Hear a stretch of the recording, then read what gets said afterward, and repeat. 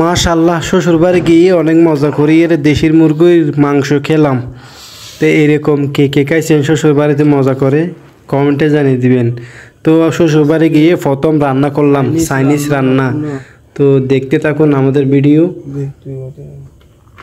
তো প্রথমে তেলটা দিয়ে দিলাম, তেল দেওয়ার পরে এটা ফ্রেশ কোম্পানির একটা তেল। তো সয়াবিন তেল আমি প্রথমে দিয়ে দিলাম পাতিলে দেওয়ার পরে জালটা একটু বাড়া দিলাম যাতে তেলগুলো তাড়াতাড়ি গরম হয়ে যায়। তারপরে রসুনগুলো দিয়ে দিলাম, পেঁয়াজ কাটাগুলো দিয়ে দিলাম।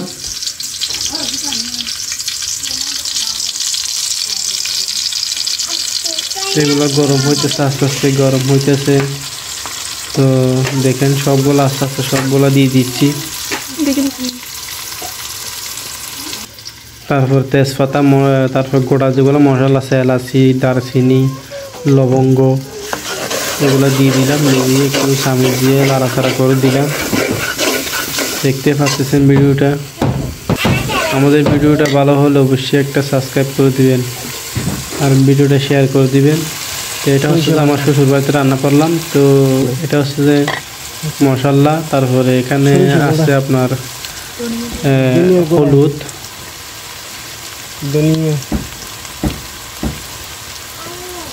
তো শ্বশুর বাড়িতে কেউ কোনোদিন রান্না করে থাকলে অবশ্যই কমেন্টে জানিয়ে দিবেন।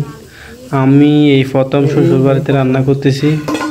তো শালি অক্কালে বলতেছে যে রান্না করতে হবে, আমার রান্না নাকি অনেক স্বাদ, তাই রান্না করে দেখিয়ে দিলাম তাদেরকে যে আমরাও পারি, শুধু মেয়েরা না ছেলেরাও রান্না করতে পারে।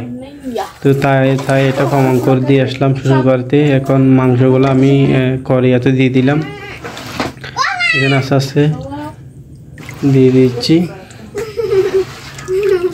তো মাংসগুলো কিন্তু হাঁড়ি থেকে নিয়েছিলাম। তো এখানে দেওয়ার পরে তারপরে একটু লাড়াচাড়া করে দিচ্ছি যাতে মাংসগুলো ভালোভাবে কষাই হয়। এখন একটু করে কষাইছি, কষানোর পরে তারপরে এখানে পানি দিয়ে দিব। আমি কিন্তু রান্নার সময় একেবারেই আলুগুলো দিয়ে দিলাম। তারপর আলু দেওয়ার পরে পরিমাণ মতো একেবারে পানি দিয়ে দিলাম।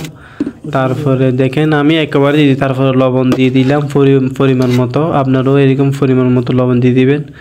আমি কিন্তু একেবারেই দিয়ে দিই। তারপরে মানে একেবারে প্রায় এই রান্নাটা হইতে 1 ঘন্টা লাগছে। দেখেন অনেক মজা করে খাইলাম আজকে, রান্না করে নিজে রান্না খাইলাম, সেই স্বাদ। রান্না কিন্তু সেই স্বাদ হয়েছে। তো আপনাদের যদি ভালো লাগে ভিডিওটা অবশ্যই কমেন্টে জানিয়ে দিবেন। তো এরকম আরও রেসিপি চাই।